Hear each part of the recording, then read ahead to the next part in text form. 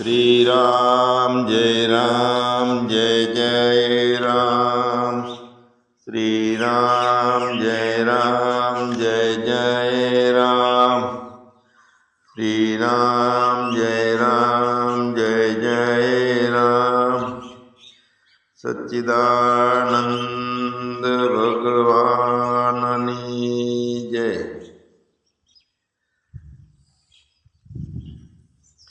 जीवात्मानी वृत्ति परमात्माने पकड़ीने राखी सकती नहीं। आत्मामां ए वृत्तिने राखवी अने ज्यारे राखवा जईए छीए त्यारे कांकनुं कांक आवरण आई जाए। एटले व्यवहारनुं बधुं काम बराबर संभाळवानुं अने वृत्तिने सतत परमात्मामां राखवानी। ये बे भेगू काम थाय छे अने जीवात्माने लोड पड़े छे, मुश्किल लागे छे। एटले आत्मामां स्थिति राखवा माटे अद्वैत ज्ञाननी खास जरूर छे। एटला माटे रोजे रोज कलाक बे कलाक मन बुद्धि स्थिर रहे एटला माटे ध्यानमां बेसवुं जोईए अने व्यवहारिक कर्मों करता करता ईश्वर निष्ठाथी बधा कर्मों करवा जोईए। क्षेप विक्षेप ना आवे। काम करता करता शोक आई जाए, भय आई जाए, ये विक्षेप थई जाए। ईश्वर निष्ठा होय तो एमां भगवान जेम राखे। एटले जगतना धर्मोनुं पालन करनारनो मोक्ष वेदांतमां मान्यो नथी।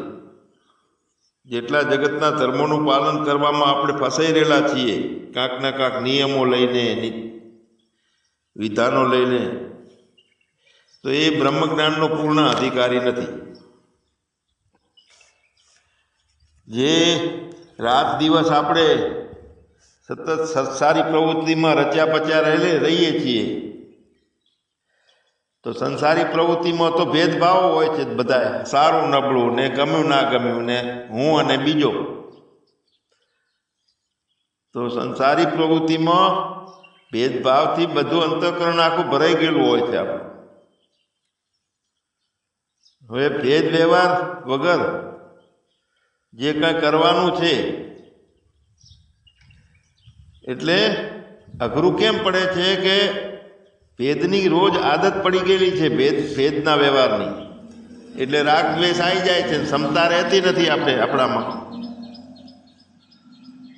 तो जीवन जीवता जीवता बधाय जगतमां बधाय प्राणीओमां राग ने द्वेषथी मुक्त रही अने समत्व योग धारण करी एटले समता धारण करवी अने केवी रीते वर्तવું। एटले वृत्ति जे छे जीवनी ये आत्मभाव में सतत एटले अभेद ज्ञान। आत्मभाव एटले अभेद वृत्ति। तो अभेद ज्ञान उत्पन्न करे एवी वृत्ति सतत जोईए, एवा संस्कारों जोईए, ए टाइपना बधा कर्मों जोईए। बधी वस्तुओं ना होय तो पण जो ब्रह्मज्ञान अथवा अभेद ज्ञान थई जाए तो आखुं जगत ब्रह्मज्ञानी बनी जाए, पण एम बनतुं ज नथी। एटले वर्णाश्रम धर्मनी व्यवस्था शास्त्रों में एटला माटे राखी। एटले वर्णाश्रम मुजबनुं बराबर जीवन गाळवामां आवे। हवे आपणे तो 70 ने 60 वर्षनी उंमरे नवो धंधो करवानुं कांईक विचारता होईए। वानप्रस्थ जे छे, संन्यास आश्रम छे, गृहस्थ आश्रम छे, एक एक धर्मनुं पालन जो करवामां आवे तो ये प्रमाणे बराबर जीवन बने अने धीरे धीरे माणसमांथी आपणा जे द्वैतना संस्कारो, द्वैतना भावो जे आवरण करे छे आपणने ए दूर थई शके। એટલે જો રામકૃષ્ણ પરમહંસ, તુકારામ आ बधाय संन्यास भले नतो लीधेलो पण संन्यासनी जेवी परिस्थिति हती एमनी एटले वेदांतना अधिकारी थई शक्या। भगवान आपणे रोग निवारण करवुं होय अने डॉक्टर पासे जईए તો ડાક્ટરે દવા આપી અને અમુક અમુક ચીજો ખાવાની નથી એમ કીધું. હવે દર્દી જે છે એ એમ કહે છે કે એટલી બધી મારાથી ચરી પાડી શકાશે નહીં, તો કે એના કરતાં ધીમે ધીમે દુઃખ ભલે મટે એનો વાંધો નથી, ફી વધારે લો એનો વાંધો નથી, પણ ખાવાની છૂટા લો. હું 5-10 ભજીયા ખાઉં છું તો 1-2 તો ખાઈશ જ, એમાં શું વાંધો? થોડા સિંગદાણા ખાઈશ, ગોઠિયા ખાઈશ, અડદની વાલની દાળ પણ ખાઈશ, તીખી ચટણી થોડી ખાઈશ, જરા લઈશ, જોડે બધા અથાણા લઈશ, હું કેરીનું, ગાજરનું, થોડી ખાટી છાશ હોય તો શું વાંધો છે? હવે આ બધું ડૉક્ટરની સામે જ્યારે દર્દી કહે ને કે આટલું હું ખાઈશ છૂટાડો, મને રોગ મટાડો, તો ડૉક્ટર એ વખતે સમજી જાય કે આ ભાઈ હાજો થઈ કે એમ નથી. એટલે હા કશું વાંધો નહીં એમ કરીને 10 દાડા વધારે દવાખાને રાખે. અંદરથી સમજે કે તારે જે ખાવું એ ખા, પણ મારું માથું ના ખાઈશ. વાત એ છે કે જિજ્ઞાસુ આપણે પોતાને ઠીક પડે એમ રહેવા માગીએ છીએ. શાસ્ત્ર પ્રમાણે કે અનુભવી જે કહે છે આત્મજ્ઞાનના, એ પ્રમાણે રહેવાની પોતાની નિયમો છે, પોતાની માન્યતાઓ છે, જતી જાય, ભાગી જાય છે. એટલે કોકના કોક બહાના બતાવી અને પોતાની રૂઢિ છોડવા તૈયાર નથી, પોતાની હદ છોડવા તૈયાર નથી, મનુષ્યપણું છોડવા તૈયાર નથી, અને એમને એમ સંસાર રહે છે. મોક્ષ પણ જોઈએ છે અને સંસારે એમને એમ રહેવો જોઈએ, છતાંય મુક્તિ. તો આવી સ્થિતિમાં જે છે ગમે એટલા મહાન ગુરુ હોય ને તો એને પોતાનામાંથી, દેહ ભાવમાંથી એને બહાર ના કાઢી શકે. પોતાની હદ એટલે કે બુદ્ધિની અંદરથી જે કંઈ માન્યતામાં આવે છે એ પ્રમાણે જે બુદ્ધિને છોડી દેવાની છે, તો એ પોતાની વ્યક્તિપણાની હદ છોડ્યા વગર સર્વાત્મ ભાવ થઈ શકતો નથી. હવે સંસાર દશામાં સતત રહેવાની છે, બુદ્ધિ ઉપર વિશ્વાસ છે, દ્વૈતોમાં સતત રમીએ છીએ, તો ત્યાં પોતાનો હું બ્રહ્મ છું એવું અનુભવની વૃત્તિ બનતી નથી. બ્રહ્માકાર વૃત્તિ ત્યાં ના બને. પોતે સ્વયં આત્મા હોવા છતાંય એને પોતાને મળવાનો વખત જ મળતો નથી. કેમ કે પોતે જે બનાવટી બની ગયો છે એમાં જ ખટપટમાં ચાલુ રાખે છે જીવન. એટલે ભગવાન જ્યાં દ્વૈતની વાતો હોય, દ્વૈતના વિચારોનું જોર હોય, દેહના જ સતત વિચારો ચાલતા હોય, સુખની, ઇન્દ્રિયોના સુખની ચર્ચા ચાલતી હોય, શરીરના ભાવમાં સતત શરીરને હાજુ રાખવા માટે મથતા હોઈએ, એટલે આ જીવ ભાવ જે છે એ બ્રહ્મ પોતે સાક્ષાત હોવા છતાંય એ ભાવ છે એ આવરણ બનીને ઊભો રહ્યો છે. હું અને તે એક જ છીએ, અભેદતા છે એ અનુભવ કેમ થતો નથી આપણને? તો એની પાછળનું કોઈ અનાસક્તિ યોગ નથી આપણો. ઈચ્છા કરીને કર્મો કરીએ છીએ અને ફળની ઈચ્છા રાખીએ છીએ. હવે સર્વાત્મ ભાવ પ્રાપ્ત કરવાથી ખરો આનંદ મળે છે. એટલે સર્વાત્મ ભાવની દશા પ્રાપ્ત કરવાની છે, પણ આપણે તો આપણી પોતાની માનેલી દશા તો છોડવા તૈયાર નથી. વાતે બીજું દેખાય છે, વાતે બુદ્ધિ આડી આઈને ઊભી રહે છે. જિજ્ઞાસુ એટલે કે પોતાને અભેદતાની એવી દશા પ્રાપ્ત કરવા માટે સતત ઈચ્છા રહેતી હોય. હવે અસંગતા પ્રાપ્ત કર્યા વગર સર્વાત્મ ભાવ પ્રાપ્ત ના થઈ શકે. તો હું છું ને મારા છે એનાથી મારાપણાનો ભાવ છૂટતો નથી. એટલે પાનભાઈએ કીધું કે મારી મમતા મરે નહીં, એનું મારે શું કરવું?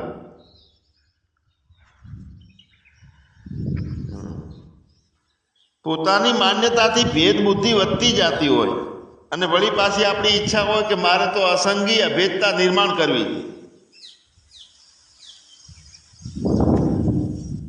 એટલે દ્રઢ જ્ઞાન જે કરવાનું છે એ અસંગ ભાવ કેળવ્યા વગર દ્રઢ જ્ઞાન નહીં થાય. પણ સમાજ સેવકની જેમ આપણે ઉતાવળથી પોતાનો સર્વાત્મ ભાવ છે એ કેળવવો છે અને પોતાની માન્યતાઓ છોડવી નથી, તો તે ભાવ કેળવી શકતા નથી. એટલે જેમ જ્ઞાનીની 7 ભૂમિકા છે ને, એમ અજ્ઞાનીની એ 7 ભૂમિકાઓ છે. હા, એ અજ્ઞાનીની 7 ભૂમિકાનું ટૂંકમાં થોડું વર્ણન આપણે લઈએ. અત્યારે જે પોતે પોતાનું સાચું સ્વરૂપ નથી સમજી શકતો, એનું કારણ આ છે કે આપણી ભૂમિકાઓ અજ્ઞાનની રહેલી છે. હવે અજ્ઞાનની ભૂમિકાઓ જે છે એ ચિદાભાસની ભૂમિકાઓ છે, આત્માની કોઈ નથી, આત્મા માટેની નથી. ચિદાભાસ સંસારના વિષયોમાં દ્રઢ રાગબાળો બની ગયો, સતત સંસારની અંદર રચ્યો પચ્યો રહે છે. વાસ્તવિક પોતાનું જે સ્વરૂપ છે, સ્વયં પ્રકાશ અવિકારી આત્માને એ જાણતો નથી. કેમ કે વધારે રાગ વિષયોમાં છે. તો અજ્ઞાનની આ પહેલી ભૂમિકા છે, ચિદાભાસની પહેલી અવસ્થા છે. આવરણ થઈ ગયું કે સ્વયં પ્રકાશ પોતે પોતાના આત્માને જાણતો નથી, પડદો પડી ગયો છે અવિદ્યાનો. તો અજ્ઞાન નામની આ ચિદાભાસની પહેલી એક ભૂમિકા છે, અવસ્થા છે. આવરણ અજ્ઞાનની પહેલી અવસ્થા છે અને બીજી આવરણની છે. એટલે પડદો જે બની ગયો અવિદ્યાનો, પોતાનો કુટસ્થ અવિકારી આત્મા હું પોતે છું એ પ્રતીત થતો નથી, અને તે નથી, એના બદલે હું છું 5.5 ફૂટ વાળો. તો જે વચ્ચે અજ્ઞાનથી વાદળું આવી ગયું ને પોતાને જાણવા માટે, એ આવરણની બીજી અવસ્થા છે. પહેલી અજ્ઞાન છે, બીજું આવરણ છે. આવરણમાં પાછું હું કરતા છું, હું ભોગતા છું, એ બધો ભાવ થાય છે. અને પછી કરતા ભોગતામાં ફળ જ્યારે આવે છે, નથી મળતું અથવા આવે છે ને, એટલે હર્ષ અને શોકની લાગણીઓ થઈ જાય. તો આ વિક્ષેપ કહેવાય. એ વિક્ષેપની એ 3જા નંબરની ભૂમિકા છે, ચિદાભાસની, અવિદ્યાની. ચિદાભાસની વિક્ષેપ નામની 3જી અવસ્થા છે. આ 4થી અને 5મી પરોક્ષ અને અપરોક્ષ જ્ઞાન, એ બે 4થી અને 5મી એ ચિદાભાસની અવસ્થા છે. એટલે પરોક્ષ એટલે શાસ્ત્રમાં વાંચ્યું છે, રોજ સદગુરુદેવ ભગવાન કે છે, જ્ઞાન સભામાં સાંભળીએ છીએ કે આત્મા છે તે અવિકારી છે. આત્મા કોઈ દાડો એમાં દ્વૈત બનતું નથી. તો આ માની લીધું અવિકારી આત્મા છે. એમ આત્માને પરોક્ષ રીતે આપણે જાણ્યો કે આત્મા આવો હોય, આવો હોય, આવો હોય. તો આ પરોક્ષ નામની 4થી અવસ્થા છે ચિદાભાસ. અને પછી વિચારથી આપણે ધીરે ધીરે શ્રવણ કર્યું, મનન કરીએ, નિધિધ્યાસન કરીએ, અને તે અવિકારી આત્મા છે તે હું જ છું, એ અપરોક્ષ ચિદાભાસની અપરોક્ષ નામની 5મી અવસ્થા છે. હવે આપણે જ્યારે અપરોક્ષ એટલે હું અત્યારે સગ્રામ બાપા જ છું, તો એ અજ્ઞાનની અવસ્થા છે, અપરોક્ષની. પણ ચિદાભાસની જે અવસ્થા જે છે તે અવિકારી આત્મા હું જ છું, તે ચિદાભાસની અવસ્થા છે. અને તે વિકારી આત્મા જ સગ્રમ બાપા હું જ છું, આ અજ્ઞાનની અવસ્થા છે. જીવની 7 અવસ્થાઓ અને ચિદાભાસની 7 અવસ્થાઓ, એ બંને અલગ છે. એટલે શ્રવણ કરીએ છીએ, મનન કરીએ છીએ, નિધિ ધ્યાસન આપણે રોજ કરીએ છીએ, અને તે હું જ છું, તે અવિકારી આત્મા. એવી રીતનું એ જાણે છે. તો આ ચિદાભાસની અપરોક્ષ જ્ઞાન નામની પાંચમી ભૂમિકા છે, અવસ્થા છે. હવે છઠ્ઠી અને સાતમી, તો છઠ્ઠીની અંદર શોકનાશ અને અતિતૃપ્તતા. શોકનાશ છે એ છઠ્ઠી ભૂમિકા છે અને સાતમી છે અતિતૃપ્તિ. હવે હું અવિકારી અસંગ આત્મા છું એવું અપરોક્ષ જ્ઞાન થયું પછી હું કરતા છું, ભોગતા છું, આવી રીતે જે શોક, ભય, શોક ને આ બધું અંદર ઊભું થાય છે, તો એ શોક અને ભય આ બધા પ્રકારના જે ત્યાગ કરી દે છે, તો આને કહેવાય છે શોક નાશ નામની ચિદાભાસની છઠ્ઠી અવસ્થા. શોક નાશનો ત્યાગ કરી દીધો. પછી હવે મેં કરવા જેવું હતું એ બધું કામ કરી લીધું, પ્રાપ્ત કરવાનું બધું કરી લીધું, મેં બધું જ પ્રાપ્ત કરી લીધું છે. આવી રીતે જે સંતોષ આવે છે, તો આ ચિદાભાસની અતિતૃપ્તિ નામની સાતમી અવસ્થા છે.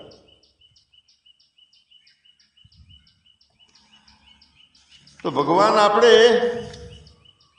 ક્યાં ક્યાં આપણે ફસાયેલા છીએ એ અભ્યાસ આપણે આપણો કરવાનો છે.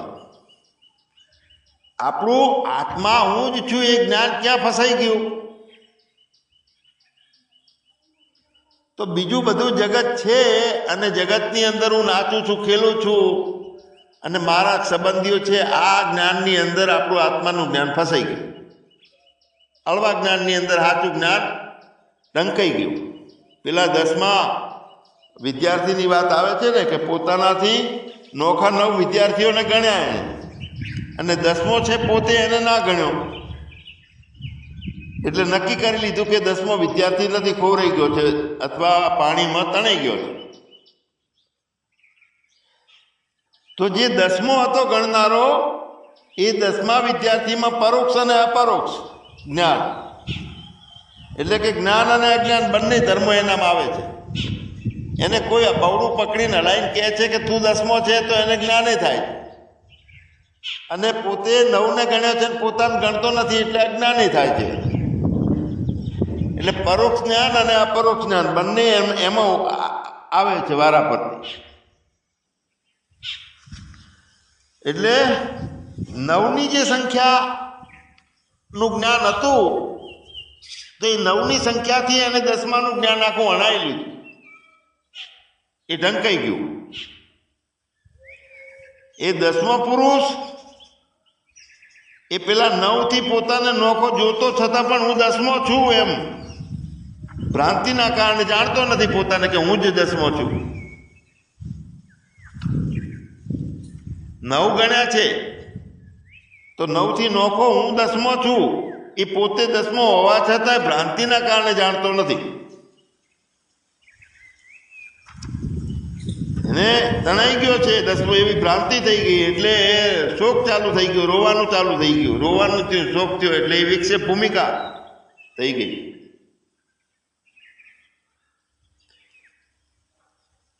એટલે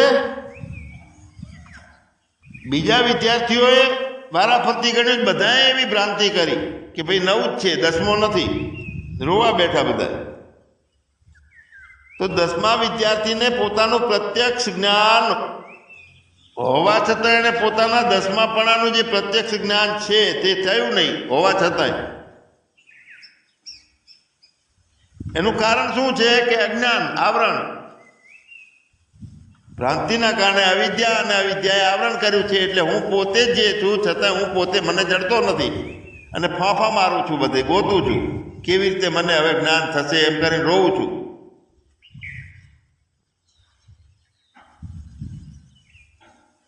એટલે બધા વિદ્યાર્થીઓ ગણ્યું, દરેક વખતે પોતે પોતાને ગણ્યો જ નહીં, એટલે 10મો જડતો જ નથી. એટલે નથી 10મો એમ માની અને બધાય પોતે વ્યવહારિક પ્રમાણે ચાલુ થઈ ગયો. તો આપણા જે બંધન અને ભાર લાગે છે, તો આ વ્યવહારનું કારણ શું છે કે આપણને આવરણ છે પોતાનું. એટલે વિક્ષેપ થવાનું કારણ એ છે કે પોતાનું સ્વરૂપ યથાર્થ પોતે જાણતો નથી અને હું દેહ છું એટલે હું શોક ને ભયમાં આવી જાઉં છું, એ વિક્ષેપ ભાવ.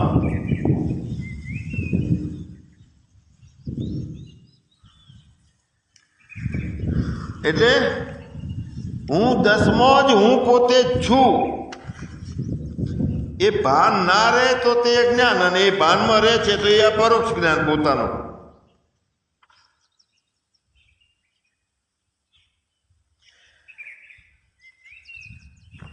તો ભગવાન જે આપણને અજ્ઞાન અને આવરણ, પછી વિક્ષેપ, પછી પરોક્ષ જ્ઞાન, પછી અપરોક્ષ જ્ઞાન, પછી શોકની નિવૃત્તિ અને પછી આત્યંતિક તૃપ્તિ. ભ્રાંતિ રહિતતા આવે એટલે આત્યંતિક તૃપ્તિ થાય. પછી જે વસ્તુ જેવી હોય એવી વૃત્તિ ઉત્પન્ન થાય. આત્યંતિક સંતોષ પામી ગયો, મેં બધું કરી લીધું છે, મેં જાણી લીધું છે કે આ બધું અવિદ્યાથી ઊભું થયું છે. પછી જે વસ્તુ જેવી હોય, બ્રહ્મ જેવો છે સચ્ચિદાનંદ સ્વરૂપે, એવી વૃત્તિ ઉત્પન્ન થાય. અને એ બ્રહ્માકાર વૃત્તિ થાય એટલે મૂળમાંથી અવિદ્યા નાશ થાય, પડદો જાય, આવરણ ભંગ થાય. અને આવરણ ભંગ થઈ અને પોતે એમ કે પછી કે હું અહમ બ્રહ્માસ્મિ, એટલે પોતે પ્રકાશ ચાલુ થઈ જાય, પોતાનો સ્વયંભૂ પ્રકાશ, સાક્ષાત હું જ છું. અને એવો પોતાનો પ્રકાશ થાય એટલે બધું ભગવાન સ્વરૂપ છે અને એવું જ જણાય. તો એવું નથી થતું એનું કારણ શું છે કે સતત આપણે જગતમાં, દ્વૈતમાં, ભ્રાંતિઓમાં અને જગત આકારે બધી વૃત્તિઓ થતી રહે છે. તો એ જગત આકારે જે બધી વૃત્તિઓ છે તો તે વૃત્તિ જેવી વસ્તુ છે એવી થતી નથી. જેવી અંદરથી ભ્રાંતિ કે ક્ષોભ થાય એ પ્રમાણે વૃત્તિઓ બની જાય. એટલે ભૂલથી દોરડાના બદલે સાપ બની જાય. એટલે જેવી વૃત્તિ, તે વૃત્તિઓ જેવી વસ્તુ છે એવી નથી થતી, એટલે આવરણ થઈ જાય, આવરણ રહી જાય. એટલે વૃત્તિના સ્વરૂપને બરોબર સમજવું જોઈએ. આપણે આની પહેલા વાત કરી હતી કે પ્રમાવૃત્તિ અને અપ્રમાવૃત્તિ. અપ્રમાવૃત્તિ એટલે ખોટી વૃત્તિ, ભ્રાંતિવાળી, અને પ્રમાવૃત્તિ એટલે જેમ વસ્તુ જોઈએ છીએ એમ જ્ઞાન થાય તે. એટલે વૃત્તિનું સ્વરૂપને બરોબર સમજવાનું છે. આમ અંતઃકરણના પરિણામને વૃત્તિ કહે છે, પણ સુષુપ્તિમાં અંતઃકરણ નથી. છતાં જાગીને આપણે કહીએ છીએ કે હું આનંદથી સૂતો હતો.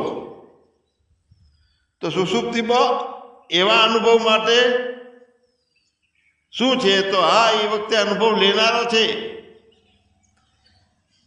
પણ લેનારો જે અનુભવ છે એ અજ્ઞાનમાં હતો એટલે એ વખતે સ્મૃતિ જ્ઞાન નહોતું. જાગ્યા પછી સ્મૃતિ જ્ઞાન આવ્યું એટલે યાદદાસ્ત હતી, એને કીધું કે હું સુખેથી સૂતો હતો.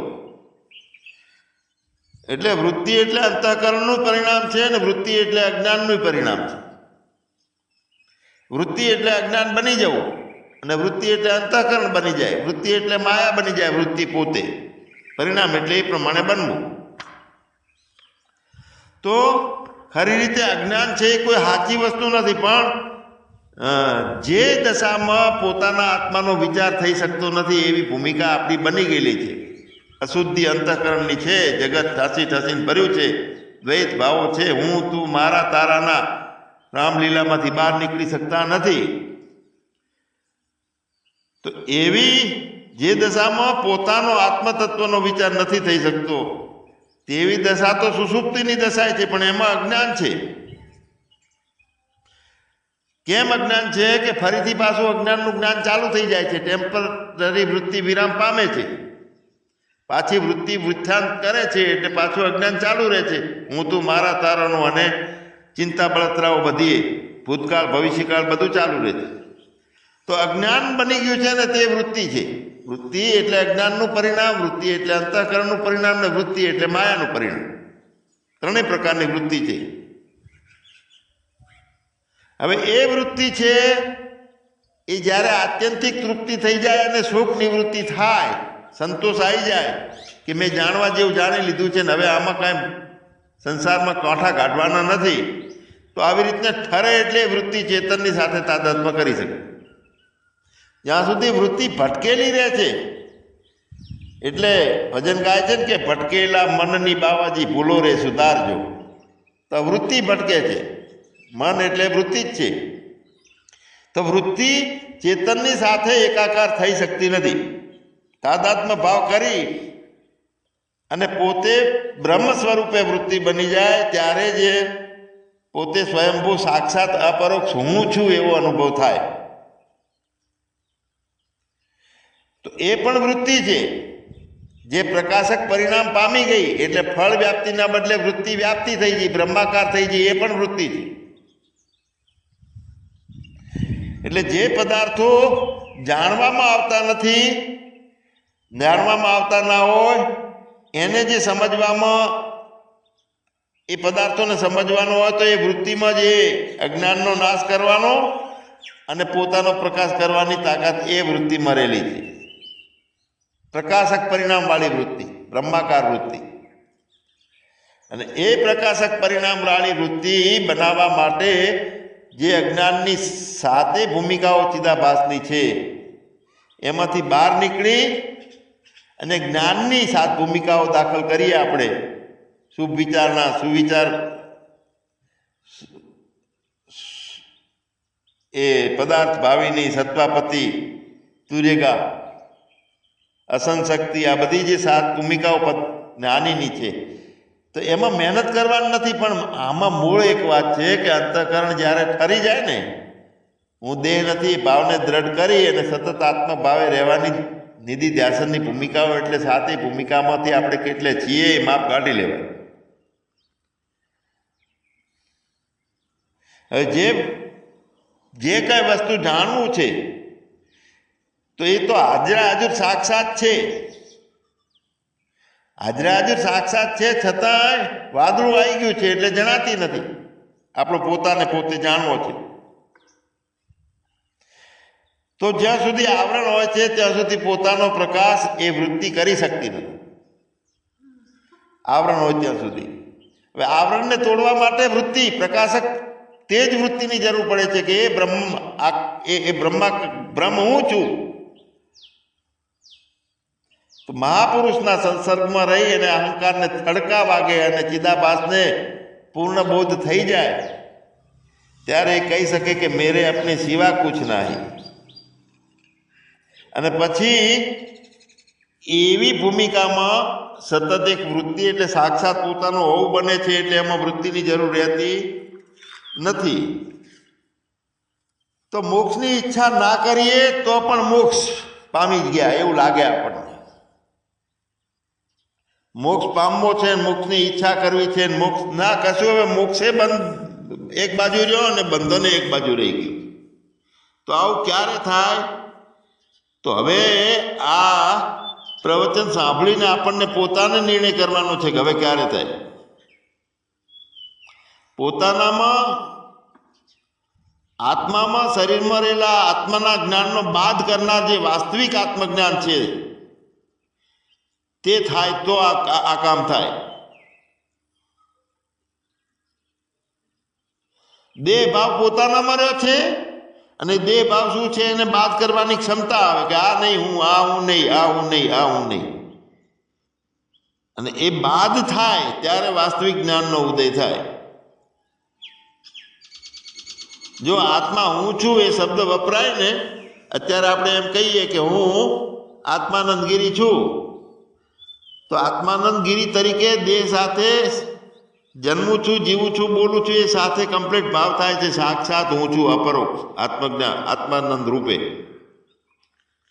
તો આ મારું પ્રત્યક્ષ જ્ઞાન છે, દેહનું જ્ઞાન છે. હું સાક્ષાત છું આત્માનંદગીરી, એમાં કોઈ શંકા નથી. હવે એટલી જ શંકા રહિતતા પોતાના આત્માના ભાવમાં થાય. હું અહમ બ્રહ્માસ્મિ, હું બ્રહ્મ છું એમ બોલતા ખાલી બોલવું, પરોક્ષ બ્રહ્મને રાખીને બોલવું એ જુદું, અને સાક્ષાત અપરોક્ષ હું જ છું તો એમાં શંકા રહે છે ને આપણને કે હું બ્રહ્મ કેવી રીતે, તોય પાછું હું બ્રહ્મ છું એમ બોલે ને અંદર શંકા રહી જાય કે હું બ્રહ્મ નથી. એટલે કોઈ વખતે પછી શું થાય, ઘડીક થાય બ્રહ્મ છેટો છે એવું લાગે ને ઘડીક થાય હું બ્રહ્મ છું એવું લાગે. કોઈ વખતે જ્ઞાન છે એવું લાગે ને કોઈ વખતે હું મારામાં અજ્ઞાન ઘૂસી ગયું છે એવી શંકા થાય. એટલે બીજું કાંઈ છે જ નહીં. જ્ઞાન અજ્ઞાનથી પરે, साक्षात अपरोक्ष मेरे अपने सिवा कुछ नहीं. એ સંસ્કાર બને, માન્યતા બને તો એવી વૃત્તિ બને, પછી એને મોક્ષની ઈચ્છા ના થાય, મોક્ષની જરૂર નથી, કારણ કે હું પોતે જ સચ્ચિદાનંદ સ્વરૂપે છું. સચ્ચિદાનંદ ભગવાનની જય. તમને લાગ્યું વેલ 32 મિનિટ છે.